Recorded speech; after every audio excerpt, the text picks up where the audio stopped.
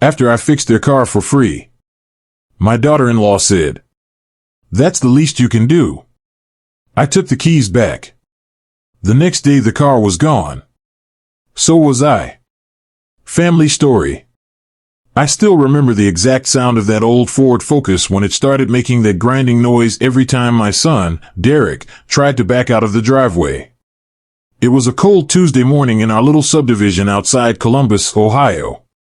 The kind of morning where the frost stuck to the grass and the HOA newsletter was already sitting in every mailbox complaining about leaves that hadn't been raked yet. Derek and his wife, Brittany, lived 3 doors down from me in the same ranch-style house they'd bought with a loan I co-signed. I was 62, retired from the county maintenance department, and I still kept a full toolbox in the garage because old habits die hard. That morning Derek knocked on my door with grease already on his hands. "Dad, the transmission's slipping again. Brittany's got an interview at the hospital in an hour and the car's dead." I didn't hesitate. I grabbed my jacket, walked over, and spent the next 4 hours under that car in the driveway while the neighbors walked their dogs and pretended not to stare. I replaced the fluid, adjusted the linkage, and even changed the filter because it looked like it hadn't been touched in years. By the time I wiped my hands on a rag, the engine was running smooth. I handed Derek the keys and said, "You're good. Just take it easy on the hills for a couple days." Brittany came out of the house in her interview clothes, phone already pressed to her ear. She glanced at the car, then at me, and said it like she was reading a grocery list. "That's the least you can do." No thank you. No smile. Just those 5 words that landed heavier than the transmission fluid I'd just poured. Derek looked at the ground. I stood there with grease under my fingernails and something cold settling in my chest. I didn't say anything right then. I just walked back to my house, washed up, and sat at the kitchen table staring at the same coffee mug I'd used every morning since my wife, Carol, passed 3 years earlier. That night I heard their voices through the open window.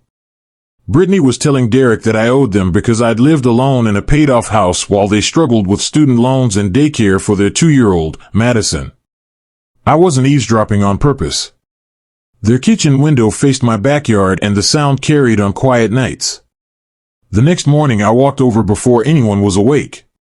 I took the spare key from under the flower pot where they'd always kept it, unlocked the car, and pulled the ignition key from the ring Derek had left on the seat.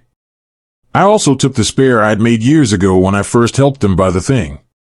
I left a note on the dashboard in my own handwriting. "Keys are with me.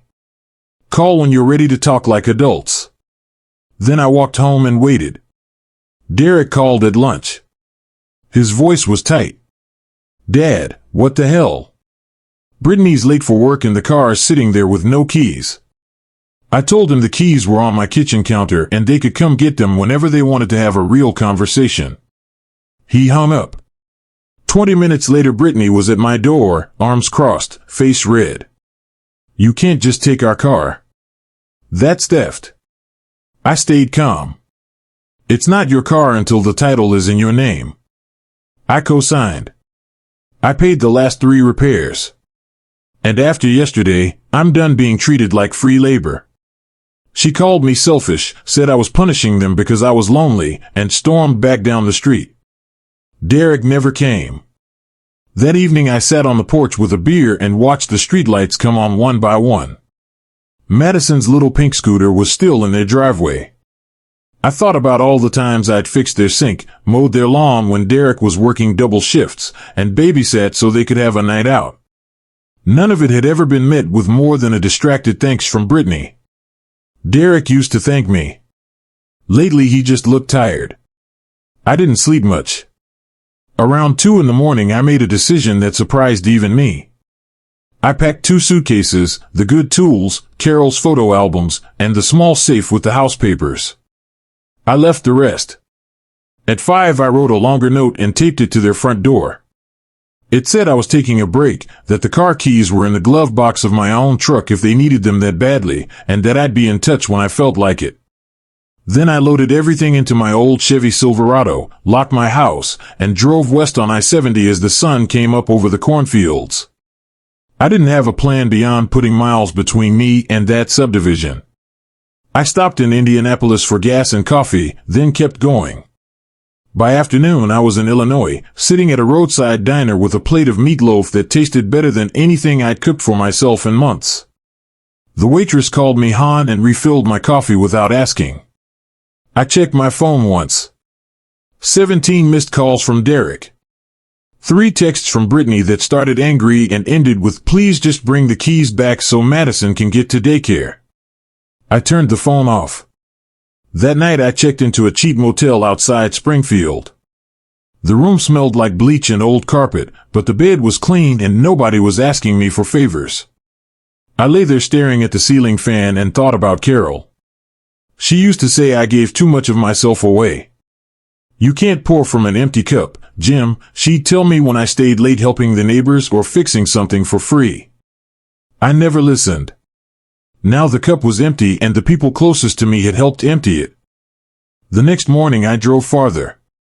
I ended up in a small town called Jacksonville where the main street still had a hardware store and a diner that opened at 5. I rented a furnished apartment above the old barber shop for $300 a month cash. The landlord didn't ask many questions.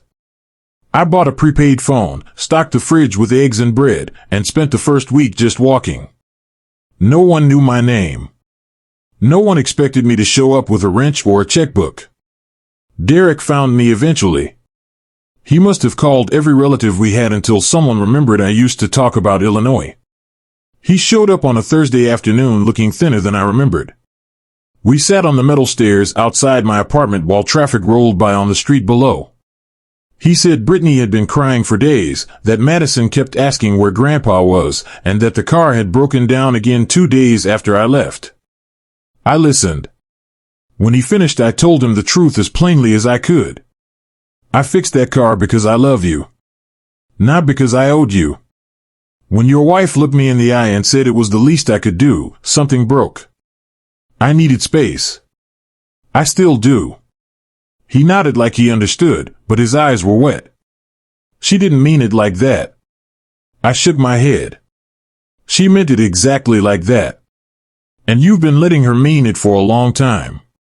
We sat in silence for a while. Then he asked if I was coming home.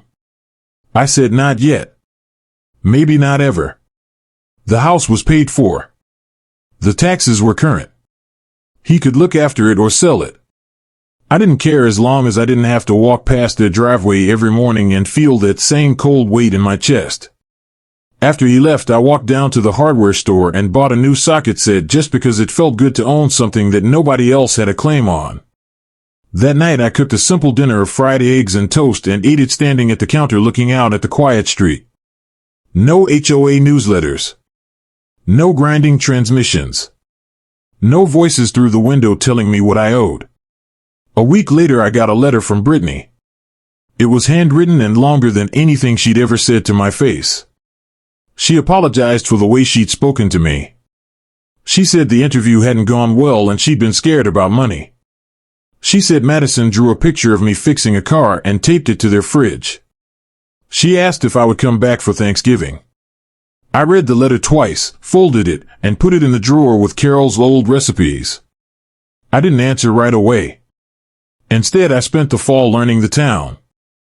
I helped the barber downstairs change a light fixture one afternoon and he started calling me by name.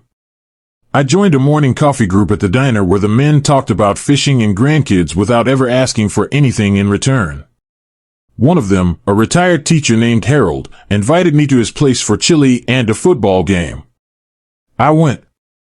It felt strange at first, sitting in someone else's living room without calculating what I could fix while I was there. But it also felt light. Derek called every Sunday. Sometimes Brittany got on the phone too. Her voice was softer. She told me they'd started putting money aside for car repairs instead of waiting for me to notice the problem. Madison learned to say Grandpa Jim clearly and would shout it into the phone until I answered. I talked to them. I asked about school and work and the weather back home. But I never promised a date for my return. Winter came early that year. Snow covered the sidewalks in Jacksonville and the apartment stayed warm with the little space heater I had bought.